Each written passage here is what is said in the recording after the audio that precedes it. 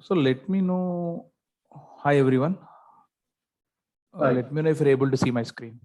Yes. Okay. So today we are here to go through the one of the demo related to Data Factory. So basically, Data Factory is a kind of a ETL tool on Azure cloud, where it will do all the kind of data ingestion, data movement, followed by the data transformations. It has all capabilities in the cloud area, like Azure SSIS, right? SQL Server Integration Services in the on-premise, where we have the ETL workflows on the on-premise, right? Similarly, this is a kind of a cloud version, predominantly working with Azure, because it's a Azure native PaaS services, where it has kind of a capabilities, data ingestion, transformations, and loading back to the target. So this is a kind of a plug and play GUI kind of ETL tool, but it is not limited to only that option. We have customized scripts we can develop based on the requirement, and we can also integrate multiple activities in the flow to get it into the based upon the need of the use cases. But it has its own lot more capabilities to do these kind of data moments and the copying, transformations, everything. So let's get into details. Okay, first let's introduce about why we are going into the cloud. Actually, we have so much in the on-premise, right? We have Informatica, we have data stage, we have something else. So many ETL tools are there. So why we have to go into the kind of a specific to the cloud PaaS native service in Azure? So I'm moving on to other slide. One second. Stuck up. One second, my screen got stuck. Okay. Okay. So many of you knows about this cloud computing. Just give me 2 minutes about cloud computing. So let's move on from left to the right. So where in the left is a kind of a where we are all currently working in past, and we are also still working on the on-premise environment, where we need to take care of all complete responsibilities from the to manage everything: storage, network, or OS, or runtime, data, and application software. Everything we need to own. So there is upfront cost involved to set up this kind of environment and to maintain it and to extend it based upon the peaks and based upon the need of the business time. So it may not work in this kind of environment right now, where we don't have any, if we have any predictable data load on particular period and all, right? So we don't have any ability to scale up or a scale down or a scale out or a scale in as elastic as we get in the cloud. So that's where we are moving on. All people are moving into the cloud. So predominantly we have three different categories. One is IaaS, second one is PaaS, and third one is SaaS. Let me tell you the difference of these three. The first one is a kind of all the server, storage, networking, everything virtualization managed by the CSP. When I say CSP is a cloud service provider, it could be Amazon, it could be Azure, or it could be GCP, or it could be something else. So on top of the orange color, where we will take care of the responsibility, like setting, installing the software and patches and application data, everything will take care.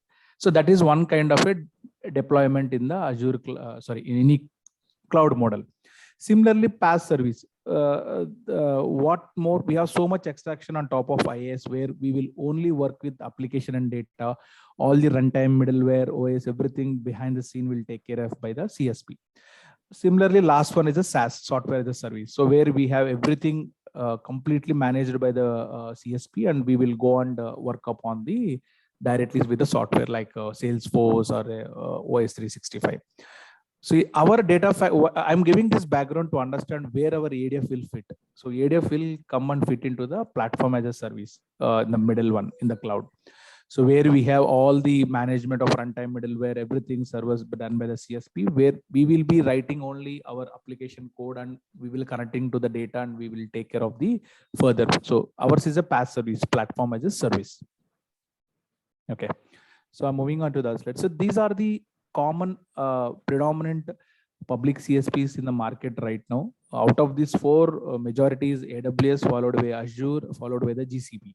So we have IBM, Alibaba, Oracle, lot of things are there, but these are the leaders, these three: Amazon, Azure, and cloud.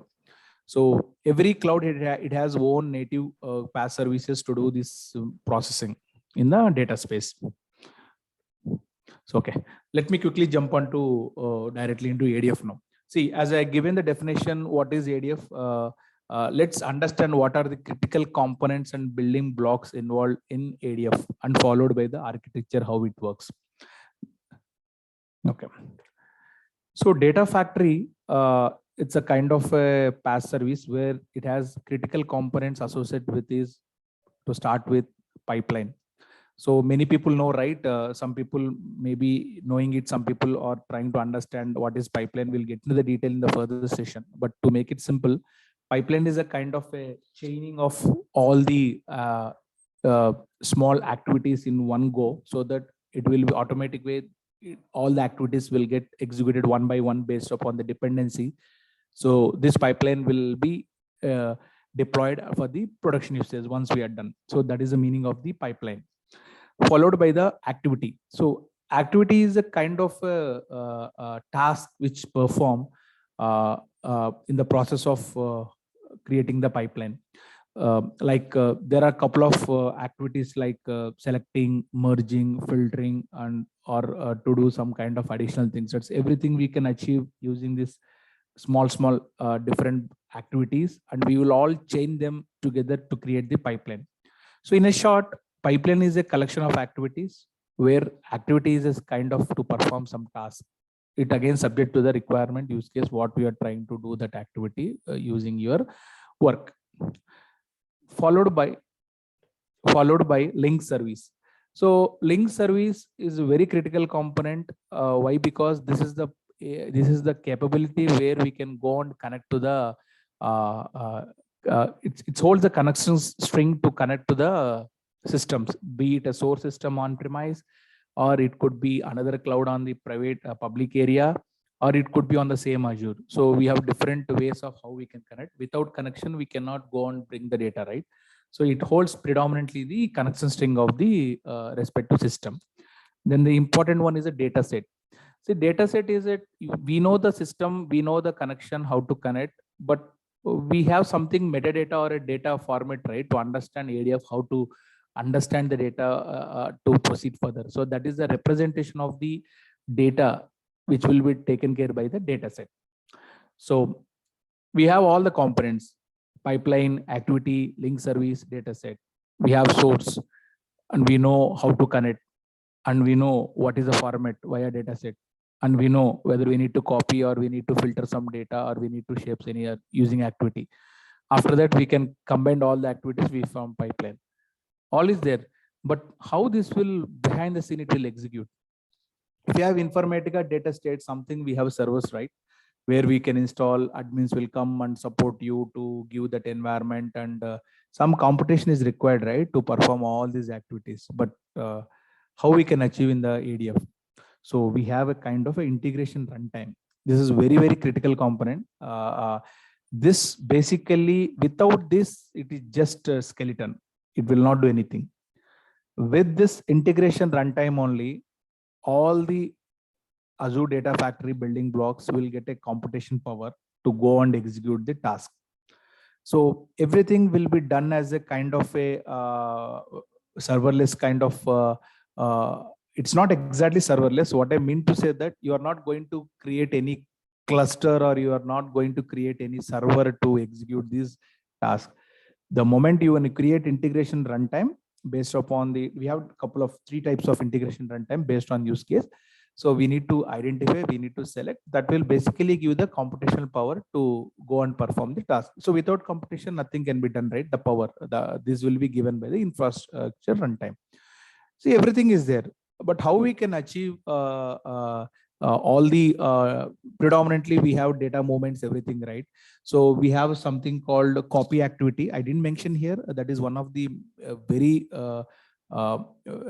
prominent activity. We frequently use it in any of the project, in any of the program where we are going to work, because that is a very basic need to move the data into specific folder. So that will covered by the activity. I didn't mention it. That is a kind of a copy activity. And the critical point, how we can achieve, we are talking about, right? It is a drill and drag. There is a code is not required, right? So that's where we can achieve it through the data flow. This is not pretty new. It is new compared to other areas, but it is evolving it in its own direction, and a lot more capabilities they're trying to add it here. Data flow today has a lot of transformations in it to do it based upon the requirement, but it has more capabilities are getting added day by day in any other ETL GUI tool, right? So if any complex transformations we could not achieve by data flow, so it could be anything in data stage informatica also, we used to go for some custom solution, right, where we will write some script in a SQL we can execute. So it has its that capability as well. We will get into that once we go there. Data, these are the critical components. So the most of the understanding of ADF will go through on these activities predominantly. These are the fundamental blocks. So I'm moving on to with the same components. Let's jump onto the architecture, how it works, ADF. So this is the kind of architecture which I told you, right? So let me go through it one by one quickly again. So we have a top pipeline. So this is what the pipeline I told you, right? Pipeline is nothing but a collection of the activities, where we have the activity called, here we have only one activity. Like that we could have different activities. We'll change them in a single pipeline so that we can do it very robust dynamic pipeline in the ADF we can execute. So we have one activity called copy activity. So this copy activity want to bring the data from left to right. So left is a kind of a blob storage, right is a kind of a SQL server. The use case here in the architecture they're talking about how we can, we will get into the more details when we get into the classes of what is blob storage and what are the SQL servers. So let's understand, this is something, source is a blob, there is a file where you need to, using ADF, you need to bring the data into, load into SQL server. So that is your use case. So what we talked about, all the components, right? With this only we can achieve this one, with that only. Like we have talked about, pipeline is there, copy activity is there, we know the data set, we know the link service, it has the connection string of the blob. This here target said we have the connection string of the SQL server, and we have the data set representation. See here also data set source, and we call target as a sink in Azure predominantly. Here we call source. So this is in CSV format. So these are the activities, get table list for each activity. These are the couple of activities we can call it in general category in Azure Data Factory. So with this, we can achieve all these transformations. So on top of all this, missing is integration runtime. So without integration runtime, this cannot be run. That's what I think that is missing here. Just I want to show a little bit more about architecture. So it works on kind of environment where we need to chain all the activities. So for every activity, we need to ensure that what is source and what is target. Intermediately, what is the connection string we need to give, what is the format of the data set, we are kind of metadata, because some could be blob and some could be sources, it could be any number of. Currently ADF is supporting 90 plus connectors. It could be on premise or any of the cloud, so it has the capabilities of 90 connects where we have natively go and connect to the system to bring the data.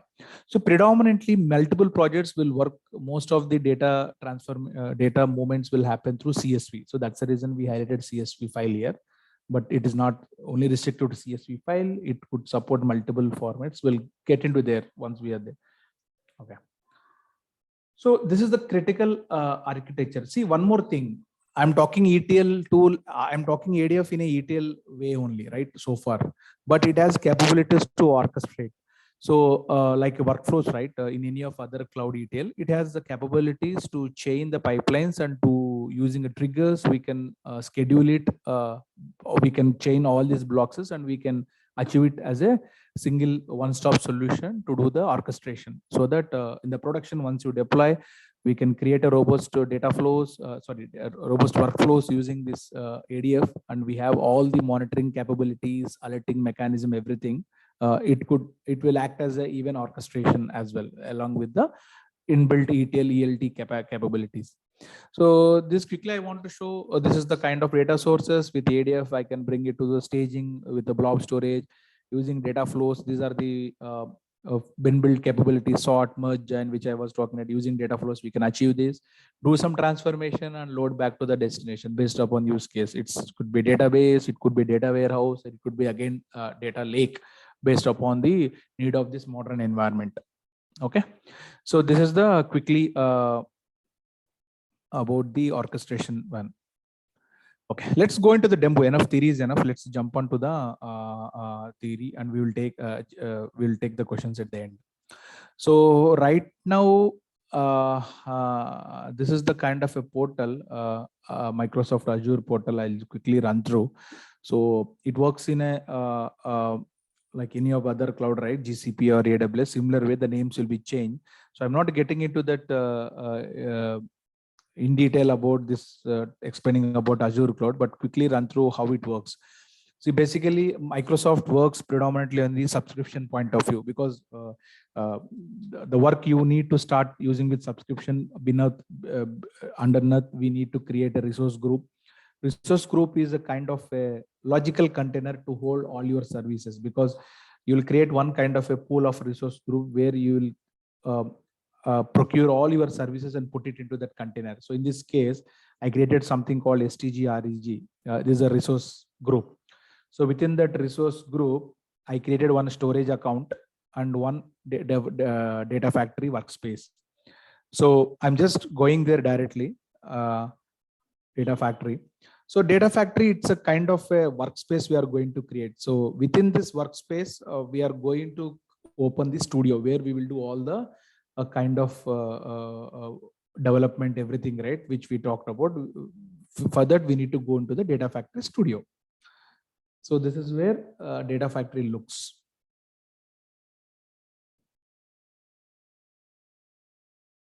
So there is a very good documentation available over the internet for every use case, and it talk about some how to ingest, orchestrate, transform data. If you want, you can go through it. But predominantly, we have 4 sections: home, author, monitor, and manage. So let's go into the author. So I'm talking about some components, right? The pipelines, everything. So here is the area where we will be going and creating the pipeline. So just to create a new pipeline, I'm just showing some simple thing. So this is the area, move and transform, which I told you, right? Activities where we have copy activity for the copying moment. For transformations, we have data flows. Once we get into session, we'll be in detail about data flows. Apart from this, it has other capabilities where we can make use of based upon the use case. Because if you want to write some Azure functions, how we can chain it in the data factory. If you have any Databricks kind of a notebooks, if you want to write in the Spark code, and if you want to integrate with ADF, we can do. And if you have any data lake analytics, if you want to do some kind of a USQL kind of a stuff to get the data using, you can write a script, we can execute it. Similarly, I talked about general, right? Like lookup, stored procedure, validation, web activity. These are general during the shaping the data, we will be using it predominantly. Similarly, if you have any HT insight where we have Hive script to be run or a Pix script to run, Spark, streaming, everything we can achieve. Its list is evolving. Iteration and conditions, if you want to filter for each if conditions, which we can make use. Some of the machine learning capabilities also we have it here. Similarly, Power Query. This is for, I think it's a little Power BI, but I'm not sure. I have to check on this. There's something new which I need to export. Okay, so most of our work will end up in doing this first move and transform, where we'll cover the data ingestion and doing all the transformation. But if any complex transformations, if you cannot able to achieve in the ADF, or if you feel that it is a very tough to manageable, where we will go and do some kind of a coding in the notebooks and Databricks, and we can attach it based upon the requirement of the project. It's not recommended everywhere we need to write a code. There are multiple projects where we will do only migration and we will do kind of transformations using this tool itself. So our course will target mostly on this move and transform, and some introduction about Databricks, because based upon the interest of the team, we can still go and work about some use case on Databricks. So most of the our work will talk about all the things will cover, and most of the activities will be related to the copy and data flow. If you go data flow, there is a lot more things are there. We'll go there one. So this is the pipeline. So I'll try to simulate the same scenario, right, which I've tried to show you, right, but slight change. So I have a blob storage instead of that SQL Server target. I will do some kind of a copy and transform back to the same blob again. The only change is that here is that without SQL Server, I'm going to put a blob storage only. So let's try to see how it works actually. So as I told you, right, I have a kind of a storage account already I created. Let's go there. So this is my storage account. Storage account is nothing but to store all your files and data, everything during your transformations, the data ingestion. We have two varieties of storage accounts, blob storage and data lake storage Gen 2. We'll go there in detail once we get into the classes. Okay. So for now, just restrict to it's a kind of a storage where we can contain all the folder structure, we can create everything. So let me create some kind of a container. So where I can name it as raw container. So it's within a raw. 1 second.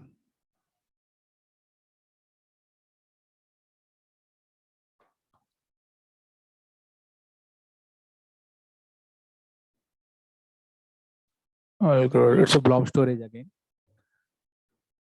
I'll tell you how to differentiate between the blob storage and the data lake storage Gen 2. Once you create the storage account, right? So if you go to the overview, hierarchical namespace is a disabled. So in this case, it is disabled. So it is a blob storage. If it is enabled, it become data lake storage Gen 2. That is a slight difference, but capabilities are too much difference between this data lake storage Gen 2 and blob storage. For now, we will go with the blob storage only. Okay. So this is the raw. In blob storage, we can only create one high level, create one folder and different files. We cannot create nested directories. That is one of the major difference. Okay. Raw. And again, I'm going to create another container, something called land. Okay. So we'll try to access this container from the raw, take this txt file and copy it to the land using the ADF. So that is the one we are trying to achieve it. So it's a TST file, not CSV in our case. So it's a simple use case, but I will try to show on the demo. Okay. So for this, what we need. So as I told you, right, we need pipeline, we need copy activity, we need data set, we need link service. Try to create all these things one by one. Okay. So we have a pipeline. So let me try to drag it. Copy activity. I might be fast. Let's try to understand. Later we'll go and discuss in detail post this call. Okay. Okay. So source. So I told, right, source, we need to identify the data set. Right now there is no data set. I'm going to create because it's a type of blob storage, right? Based upon, and right now it's a binary file, text file, right? I will select only the binary. So this is created data set. So I created that this data set is the kind of a blob storage where this is the format, but link service you need to create for constant string, right? So for that, go and create the link service. I'll keep the default names. I will keep this is important thing, auto resolution runtime, right? So this is where the actual runtime will come here. Right now I'll go with account key. I'm not going key vault at this point in time, and select subscription should be like Freetail or what we have. Storage account, the blob storage which I created. So something I can, this is the connection, right? Let me test the connection. So once it is success, so that it can able to connect to that particular storage account, it could be ready for the usage via ADF with the help of integration runtime. It's taking time. Second. These changes, why it is taking time, I don't know.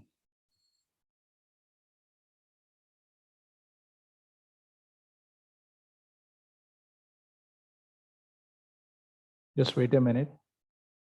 Usually it will not take this much time. I don't know why. Network issue.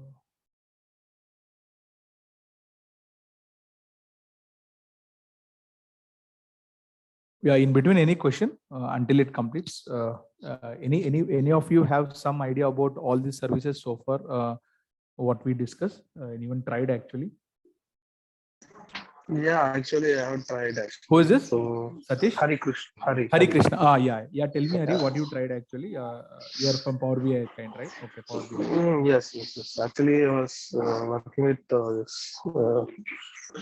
Recently, I received a project to support ADF. So Okay. when I was looking on Yeah. it, I got to know something about it. Yeah. Connection is successful. Yeah, Yes, we'll it's come there. Yeah, we'll come there, Hari. Okay. yeah, cool. I thought of interacting during this time. Okay. So where we have this link service and we need to give the container path from where, right? So from raw, right? From raw, there is a file. We need to select that file. Okay. Similarly, so now source is completed. Similarly, go for the sync. Here also we need to create the data set. So here also it is a blob storage. Again, I will put as a binary. Okay. Again, same link service we can use because it's same entity only, right? No need to create another link service. Until unless your connection strings pointing to the certain storage account or system, right? You can reuse the same thing. The only matter change about container path will keep change. It is raw, now it is a landing. That's it. If you have any other folders, we can select there also, but right now there is no folders for us. Okay. So that's I have it. one question. Yeah, who is this? Satish. Yeah, Satish, tell me.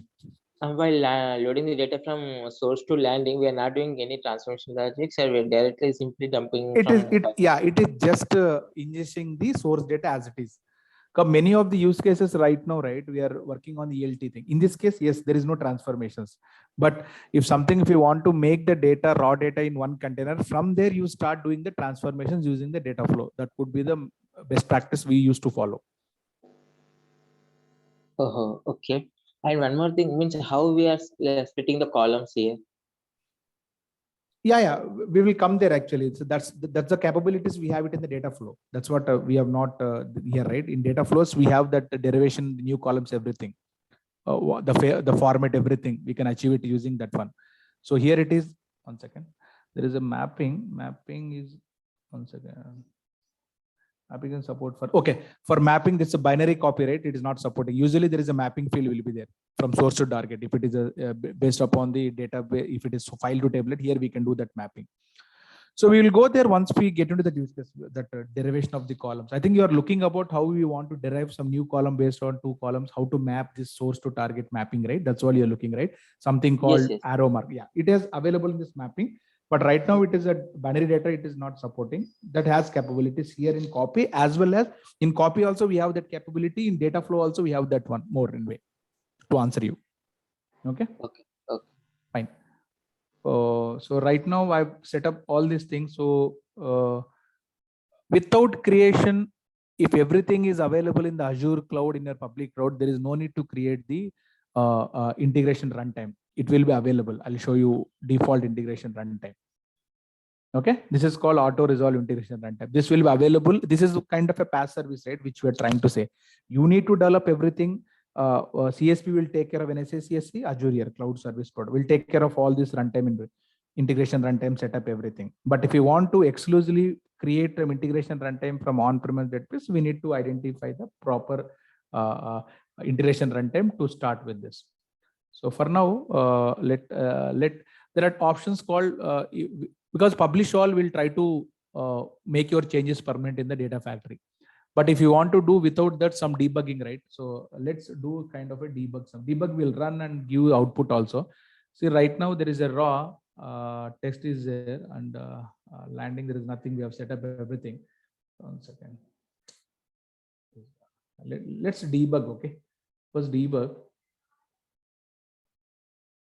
So debug will this will be give the status of this output.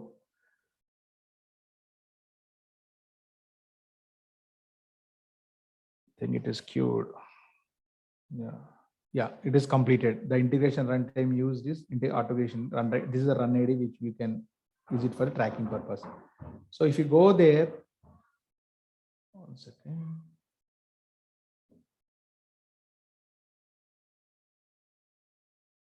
My screen share is gone. Yeah, it's gone. Okay. Right now, I'll just reshare by mistake. Okay. So, sorry, what happened? Share again. Okay, I'm just by mistake, I'm clicking stop sharing. Okay. So this is the landing. So we got all from raw this to raw, right? So simple use case, just I want to show that how it works. So this is the way copy activity will just dump the data from source. Many of the real-time use case, right? What is happening right now? We are moving into from ETL to ELT. There's a slight difference about architecture because earlier and all we used to identify a lot of time in extracting and transform load. Right now we are not doing that actually. In the modern data warehouses, data solutions, right? We are trying to dump everything in one data lake. It's a cheap storage. From there, whatever need we want, go back and do the data lake. From there, we are going to do all these transformations, everything. So that in every project, we have this kind of requirement to ingest the data as is into the cloud. So that's where we are trying to show you this use case. So this is a kind of a one of the step we do in the ELT kind of architecture. ELT is just extract, load, and transform. With this, what we can achieve, right? We can bring the data. We will not do complete analysis on the complete set of data. Wherever the use case requirement, we'll go back and do the transformations and load it. So in a way, it will give a lot of value to the business when compared to the old traditional ETL technologies, because it will require a lot of time in transformation. Without transformation, they will not even load it into the target. But here we can load it in a raw format. We can take the subset of data based upon the need, because some data may be required for the business reporting. Some data may require data scientists to do some models. Some data may required for the data analyst to do some kind of a descriptive analytics. Some data required for the reporting for the CEOs. So based upon identification, we will not lose any data once we bring it to the data lake, right? So that's where the proper we are creating a data lake. Now world is moving towards data lake on top of data lake. That is a new capability altogether. That is not the beyond the scope, but I'm just letting you know based on my experience. So here we are able to see the moment using Lively copy activity. So let's go there, understand, monitor how it works. I'm telling you, right, this particular pane which will give you that view about the how your data factory pipeline runs. So here we can achieve. So right now ours is a debug, right? So we have run through debug mode. That's the reason it is available in the debug. If it is triggered via triggers, right? We have a option called trigger to trigger the data flag, because in project we will not do in this way. We will try to orchestrate everything using dynamic parameters, and we will try to add these triggers there based upon the need of the required. We have predominantly 3 varieties of triggers where we can schedule it so that automatically it will run. So based on this, we can check in this monitor. These monitor outputs, we can move it to further to any storage account for the analysis and to do some kind of a reporting or analytics. Or we can also create some alerts, everything based upon the failures or something to want to send message. So manage is a kind of giving a view about the link services, what we created during our flow. We created one link service. Similarly, integration runtime is a default. Azure Purview is a different capability that is beyond this scope. That is a data governance tool. It is more getting popular. And Git integration, Git configuration is for the putting your code into Git ADF. ARM templates is predominantly to, because when you do the practice or when you want to export all this code into JSON format, we can export, and once we create the data factory again, we can import it using ARM template so that we can save our code if required. Similarly, triggers, which I told you, right? We have a kind of a triggers based upon schedule or a tumbling, or we have event. Global parameters is something we can create the parameters to make use of the global and customer managed key credentials. These are this related to the security. So most of our work will work based upon these kind of areas only with this studio, and we'll be taking this requirements and we'll building this pipeline. It is very simple. Like this, we can chain all the activities. These are the activity. So like this, if someone want to copy, as Satish mentioned, Ram, if I want to do the transformations, let's go there, do some transformations, right? In that, what we do now, let's go to the data flow. Okay, we can create this data flow similar like other tools only. So based upon this success, we can try to build this kind of a chain activities, whatever. Like this, we can achieve it. Data flow, we can further go and identify what capability, what we can add it. So like that, based upon once if data, once after copy, some transformations is done, I'll keep it here. And after that, I want to do some kind of a general checks, if it is pass or a fail, something, right?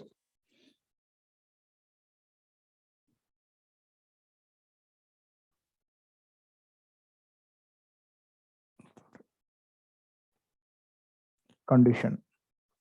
Okay, I can still put here.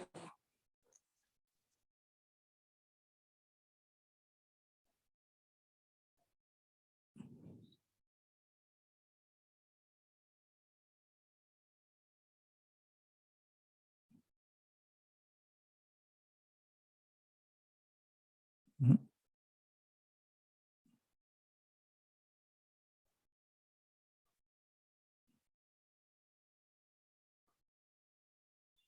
Like this after transformation. If you want to true to do something and to further, if it is false, you can like this, we can chain it everything. So we can, if you want to change this structure, we can use this one. So it will become like this. So like this, we will be going, keep on creating these pipelines, and we'll be adding the activities, and we will do everything. So once if you do everything, you need to publish all. So this will make your changes permanent. Right now there is error. I know the data flow I have not set up, but I'm just letting you know, without publish, changes will not go into the save as a permanent. So you will be losing the changes. So we will do debug just to ensure that it's working perfectly or not. Based upon once you are happy, we can go with the publish all. The moment if you start using data flows, we need to use the data flow debug. Behind the scene, what will happen, right? Data flow, it will use of the Spark capabilities where the computation will be given. It will run the, you will be not knowing, but behind the scene, everything will be taken in the using through Spark clusters only, the execution part. So let's go back to the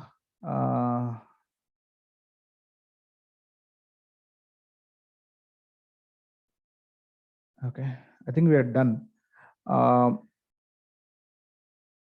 Maybe we can open for question and answers, then followed by we can discuss about the what are the course scope we will cover.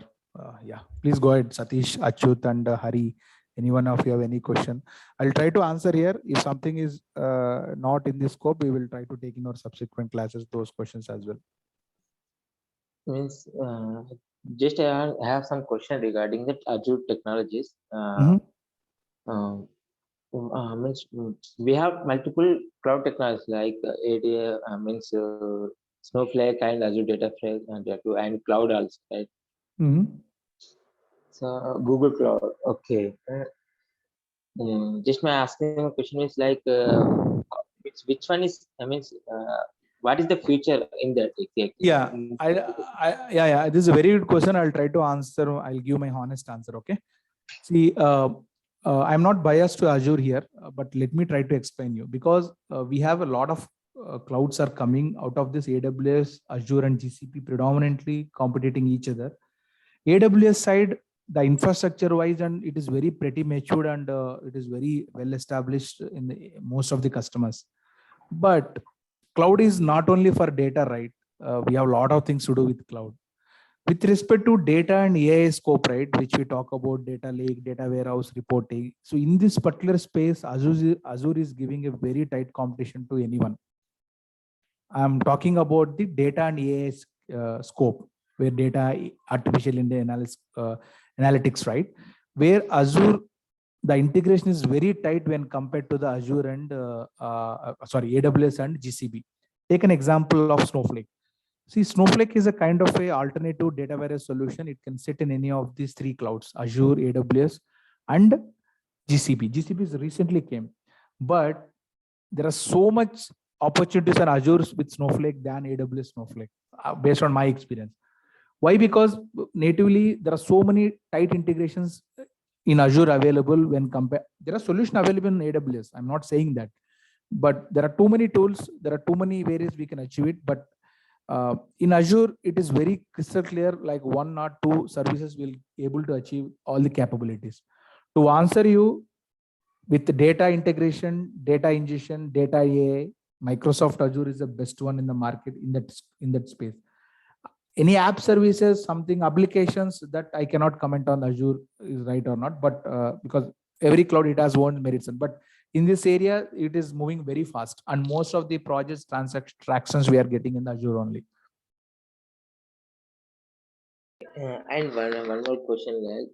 As a ETL tester, I know that one means previously I did work on end-to-end validation. MQ. End-to-end validation. in Okay, ETL. okay, As a- okay, understood. Reconcile end-to-end validation, right? Okay, got it. So I know that one means like how the data is coming, how it is flowing from source to up to data mart, and how it is working in reports also. I know that one as a ETL tester. But while currently I'm working in Azure Databricks, in that Azure Databricks, I currently am involving in particular part only. I from University Data Lake to Business Data Lake only I'm working. After means before that how the data is coming, and after that how the data is flowing to forward. I don't know that one. See, currently. Satish, I'll tell you one thing. See, I handle ETL testing big data projects also. I'll tell you one thing. What additionally you will bring that value to the team, right? Team can use any mechanism to make the mapping or to do the transformation. Similarly, you will be doing it with SQL technology. You will be writing source query based upon the mapping document. You will try to compare with the source and target, right? In a way, you are also doing a similar kind of development in a different way. Am I right? Yes. Okay, maybe developer will achieve in different way, but right now, because of this evolving this Databricks coding things, right, they will also doing these transformations in Spark or SQL or a Python or a Scala only. There is nothing difference. Databricks is a kind of environment where they can achieve this all complex transformations if they, because some of the transformations we can achieve in ADF also. And if some customer want to make use of the Databricks power and they want to write in a code way, they can achieve this one. The only difference is that how complex your transformation use case. But for you as a tester, you should also know, right, what logic they're trying to build in the high level. Without mapping document, they will not develop anything. So that mapping document also will come to you, right? Maybe before Databricks, this is the data like in a Excel. So CSV. After Databricks, it could be Parquet, right? So you should know about what kind of transformations they are writing in the Databricks. So in that way, what you can achieve, right? You can also, in my project, what we give for testers also, we will give some environment to them. They can also try this writing this Databricks scripts using based upon their comfortable. Because if a person developer works on Python API, even these people can write in a similar in SQL, right? They can also do this kind of a transformations, and they can derive some data output, and they can compare this output with the developer output. That is one way of validation. I think I prefer that way. But what is the difference between developer and tester here? Because developer is also doing same thing, tester also doing same thing.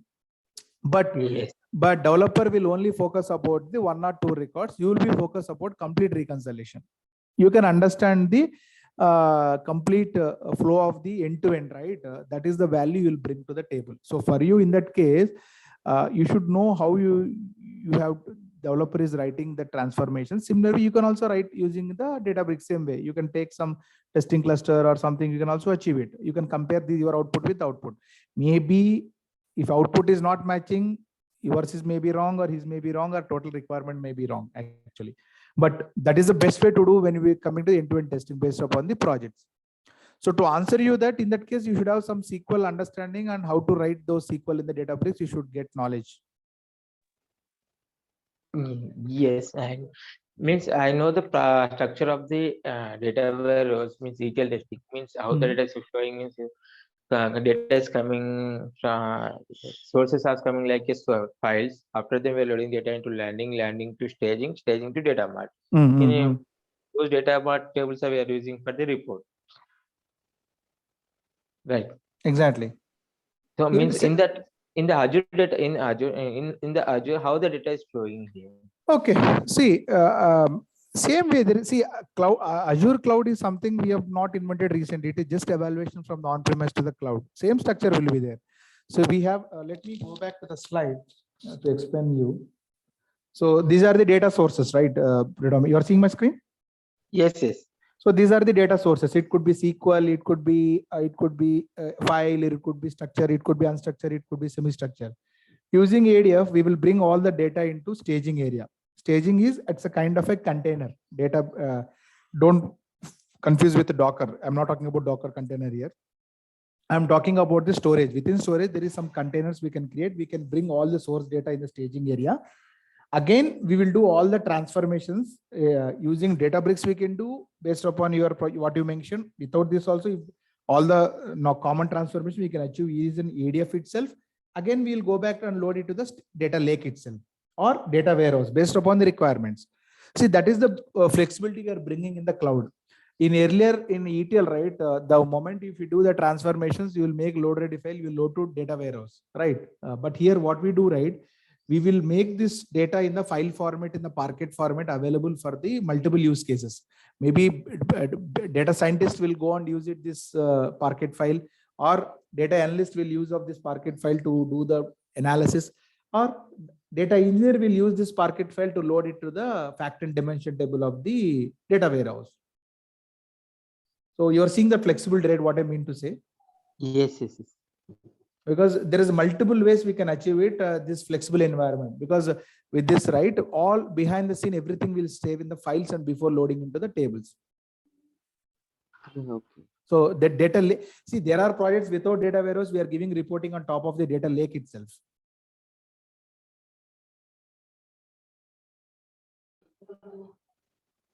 The structure is same. There is nothing is going to change. We will get to that architecture and we'll one project use case also we will go there. So there is nothing we are missing from on-premise to the cloud. What we are doing and we are adding more capabilities on top of those existing things. And we are improving a lot in the Tangle, evaluating all the clouds. So in the Tangle, Azure is way fast when compared to other clouds in this data space, which I mentioned you, because we have a inbuilt natively tools available where we can orchestrate end-to-end everything, we can achieve it, all the transfer. Okay. It's again the project use case, Satish. I cannot say that this is A, B, C we have to do, or X, Y, Z we have to do. It's based upon the customer requirement, customer entities. We are going to create kind of a platform where we can give a project view of the how ADF will be work. Irrespective of any of the project architecture, ADF work will remain same. Maybe you can achieve all the transformations using this data flows or what I told, or if some complex transformations, they will be hiring Databricks developers also, where they will be writing notebooks and you are going to integrate in ADF. You can do the transformation. That is only difference. So in a project where we have a couple of ADF experts, couple of Databricks experts, couple of Power BI experts, couple of platform engineers, a couple of solution architects, couple of data leads, commonly we will operate the project. See, at the beginning of time, every person will not be knowing everything, right? Passage of the time, one person will come and based on that, he will learn new things and he will contribute further. So like that, this knowledge should be gained or enhance it accordingly. We cannot digest everything in one go actually. Sure. Okay. And one more question means what is the duration of this course and what type of topics we are covering in the Yeah. See, basically, I'm not going in a traditional index like what are topics, everything. I will cover all the major things wherever there is a required for the project. My intention is to cover it in between maximum 4 to 6 weeks of range based upon people availability. I will keep it as a 4 and I will try to make it in a 6 maximum. But we are going to explain only the project in a project angle predominantly, and we will try to cover all the activities. We are not going to miss anything, but we will not go in that flow actually like A, B, C, D. We will try to use that in the actual use case so that it will be more effective. So to tell you, this is not complete, but I created some guidelines here. I don't know whether this will tell you clear view or not. Something called I created, I just in progress. data engineering skills, what we required, overview about the cloud data warehouse, link service, data sets, integration runtime, and copy activities. Similarly, pipelines, how we can move it. I think data flows is not mentioned. It is also great about triggers, how to transform the data, how you load back to the data lake storage, and from there, how you load to the SQL database, and how you monitor your ADF pipelines using Azure Monitor, how you create the best practice for the production pipelines, or what we follow the naming standard. So with this scope of the activities, you will be familiar complete end-to-end about ADF. So you can go and start doing your work in any of the projects where ADF is being used as a ETL tool, as orchestration tool to do the transformations, or be it ingestion or be it orchestration. So all this will be covered actually. So this main we will try to give some space to, based upon the questions requirements, we will extend to some level and we'll go and explain how the data warehouse and everything. But we are not highlighting that part. We are assuming that we'll go with the focus only with ADF for now, because every topic it has own time will take, right? We cannot cover. There are many skills are available. There are many advanced skills available. But right now in the market, ADF is one of the entry criteria before select your resume or to go for interview. Without ADF, followed by some knowledge of Databricks, you cannot enter into the space. So what my suggestion is that try to focus on ADF part first, then followed by with upskilling into slowly one area. So once you get into the project, you will get into the more use cases, right? You will learn by yourself, or you can expand your knowledge accordingly. Because this is a initial point. This is the first point we need to get into, fundamental thing to get into start. Without ADF in Azure, I think there will not any project they want to do a data project in Azure. Without ADF, I think Synapse is there. Synapse is kind of a evaluation of combining all the data warehouse and integration, presentation, everything in a single view. But behind the scene, everything will be same capability, data factory and data flow only. If you know this ADF, the Synapse pipelines also same only.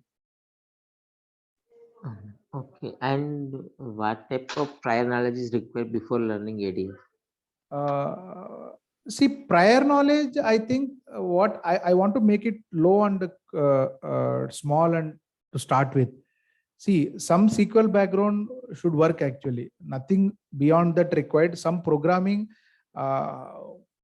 would be helpful if you have when we go into the Databricks. But I'll tell you one thing, people will understand that Databricks means code. What is code? Code is we can written in SQL, we can written in the Python, we can written in SQL. If you don't know Python, you will write in the SQL, right? See, I always recommend at least some kind of knowledge. SQL is always helpful you, not now even further career also. Without SQL, we cannot run our show in data space. Okay. Even Databricks also, if you know the SQL, same thing we can achieve in the Databricks also.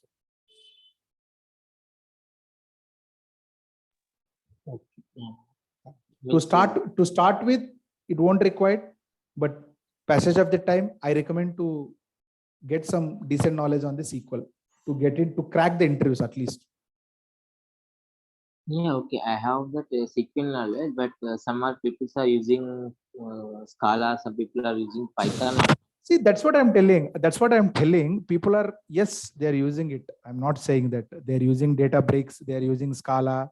There are SQL API also is there, right? Why? Because it's no restriction that everyone here to follow SQL. I can write, see in my notebook, I will write wherever I'm comfortable. Two cells I write in PySpark, 2 cells I will move it to SQL. Again, I will come wherever it is the best, I will take and go. And you can also write everything in SQL also. No one will stop you.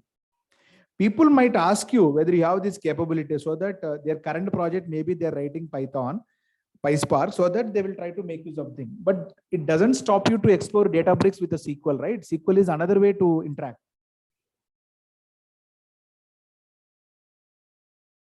And am I answering your question? Yes, thank you. Yeah, see, basically whatever you write in the Scala, Python, we can write in SQL. What I mean to say. Yes, I understand. Your answer should that person, I am flexible, I am doing my project in a SQL way, but I am comfortable to given the opportunity to explore that also, I can do it. It's not a big deal. Just learning some kind of a The same SQL thing only they evaluate in the using some utilities in the Scala but depends. Some projects they will write everything in notebooks. Some projects they will write in the IDE. That is different. Don't get into too much. My suggestion is that don't get into think about those things. Then you will get more confused and you will be scared actually. Reality is different. Yeah, okay. So that's what. Too much if you think that people put in JD, but you can still the lot of questions will go in ADF and Databricks. Some portion of questions definitely give the weightage, but there are projects they will take only with the ADF also. Market is there. Because many projects they're migrating right now into Azure, they need immediately lift the data from on-premise to cloud. How you can achieve it? Not through complete ADF. There are data migration services are there, but still once data migration is complete, you need to do some kind of a shaping or a transformations with basic validation. You have to achieve in ADF only. So your learning should be focused actually. Just don't go by adding words. I know this, I know this. How much you know, that is a capability you have to showcase. Like you start with ADF, my recommendation. Once if you get into the project, you will come to know what they're using in Databricks so that you will automatically know what to learn, where to learn, and everything will come with. But first you need to get into that space, right? That's what my recommendation. To get into there, this is the best thing to start with. What my recommendation personally. Yeah, okay, sure. Nowadays, they will maybe these terms are very fancy. ADF, ADB. This is what people are asking. ADLS Gen 2. These three. And within these three also, I recommend go with Databricks. I'm not covering here, but if you people are interested, I can give some 1 or 2 sessions where you will can able to, for interview purpose, I can help you. But right, because it has its own scope actually. We cannot combine both the courses actually.